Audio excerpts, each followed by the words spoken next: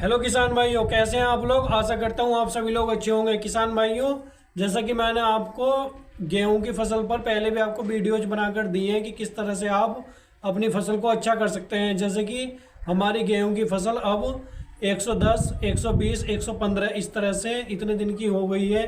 तो दोस्तों, हम अब किस तरह से अपनी फसल को बचा सकते हैं, क्योंकि अभी हमारी फसल स्ट्रेस से निकल करके आई है। किसान भाइयों, यदि आपके खेत में कोई फंगस जनित बीमारी आ रही है या रस्ट रोग आ रहा है, पीला रस्ट, तो दोस्तों आप मुझे कमेंट करके बता सकते हैं।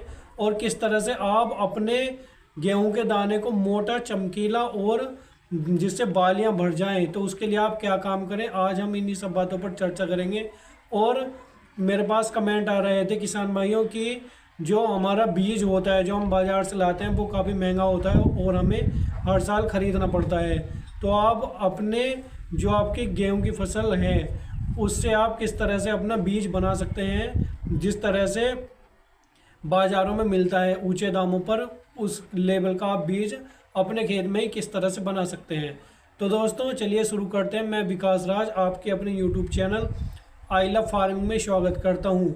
किसान भाइयों, हमारे चैनल को सब्सक्राइब कर लीजिए जिससे मुझे भी मोटिवेशन मिले, और बेल आइकन को दबा लीजिए ताकि आने वाली वीडियो का नोटिफिकेशन आपको सबसे पहले मिल जाए।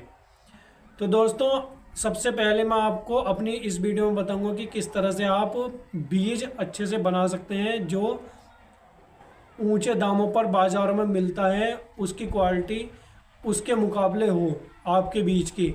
तो दोस्तों, आपको क्या काम करना है, आपको किसान भाइयों, जैसे हम गेहूं की फसल में देख रहे हैं, गेहूं में कि कोई तो जो बाली है वो बहुत ऊपर निकल रही है और कोई जो है नीचे रह रहा है पौधा। तो आपको देख लेना है कि ये पौधे तो ये बराबर बराबर हैं, और जो पौधा ऊपर निकल रहा है तो दोस्तों आपको वो उखाड़ देना है, और जो नीचा रह रहा है ना किसान भाइयों, वो भी आपको उखाड़ देना है, जो बराबर लेवल के पौधे हैं गेहूं के। तो दोस्तों आपको अपने खेत में बस बे ही रोकने हैं, और आपको ये बिल्कुल लालच नहीं करना है कि हमारी तो इस तरह से नुकसान हो जाएगा कि हम ऐसे उखाड़ के फेंक देंगे तो दाने का नुकसान होगा। दोस्तों, आपको नुकसान नहीं होगा, आपका जो बीज है यो 3-4 सालों तक आपका चल जाएगा। किसान भाइयों, अभी आप लोगों ने देखा कि किस तरह से 6 से 7 दिन पहले ओलावृष्टि हुई थी और आंधी तूफान आया था। अभी 6 से 7 दिन हुए हैं तो गेहूं की फसल बिछ चुकी है। गेहूं की फसल बिछने से क्या नुकसान होता है, जब दोस्तों बालियां आ जाती हैं गेहूं की फसल पर, वो बिछ जाती हैं, तो दोस्तों उससे जो उसकी फंगल है वो बजनी हो जाती है, वजनदारी हो जाती है, जिससे जो पौधा है वो उठ नहीं पाता है। परंतु दोस्तों, यदि बालियां नहीं आई हुई हैं और उस टाइम पर यदि आपकी गेहूं की फसल गिर जाती है, तो दोस्तों उसके चांस थोड़े बन जाते हैं, अवसर बन जाते हैं कि वो आपका पौधा सीधा हो जाए, क्योंकि उस पर फंगल पर इतना वजन नहीं होता है। तो दोस्तों, चूंकि अब बालियां आ चुकी हैं और अभी आंधी तूफान आया था और ओलावृष्टि भी हुई थी, तो मेरे पास काफ़ी दोस्तों के, काफ़ी किसान भाइयों के कमेंट आ रहे थे कि विकास राज, किस तरह से हम ये उपाय कर सकते हैं अपनी फसल को बचाने के लिए, चूँकि उत्पादन कम ना हो। तो दोस्तों, यदि आपकी फसल बिछ गई है, यानी कि ज़मीन पर बिल्कुल बिछ चुकी है गेहूं की फसल, तो आपको बिल्कुल परेशान नहीं होना है किसान भाइयों। यानी कि जब आपकी फसल बिछ जाती है तो कहीं ना कहीं जो सूर्य का प्रकाश है वो भी जड़ों तक नहीं पहुंच पाता है, जिससे दोस्तों जो झंडा पत्तियां हैं वे अपना भोजन अच्छे से नहीं बना पाती हैं। परंतु दोस्तों, आपको निराश नहीं होना है, आपको हताश नहीं होना है। आपको मैं बता रहा हूं कि आप कौन से फॉर्मूले से अपनी फसल को अच्छा कर सकते हैं। किसान भाइयों, आपको क्या करना है, किसान भाइयों आपको NPK 0050 का स्प्रे कर देना है। और यदि आप NPK 0050 का स्प्रे नहीं करना चाहते हैं तो दोस्तों आप 1.5 किलो पोटास का स्प्रे कर सकते हैं, और जिससे आपके जो दाना भराई का काम है उसमें, पौधे में, बालियों में, वो भी आपका कंप्लीट हो जाएगा। और किसान भाइयों, आपका दाना बोल्ड, चमकीला हो जाएगा, स्ट्रेस भी नहीं आएगा, और चूंकि झंडा पत्तियां अपना भोजन भी पूरा बनाएंगी पोटास लगाने से, तो दोस्तों इसका कहीं ना कहीं बहुत अच्छा रिजल्ट है। आप पोटास का या NPK 0050 का इस्तेमाल कर सकते हैं।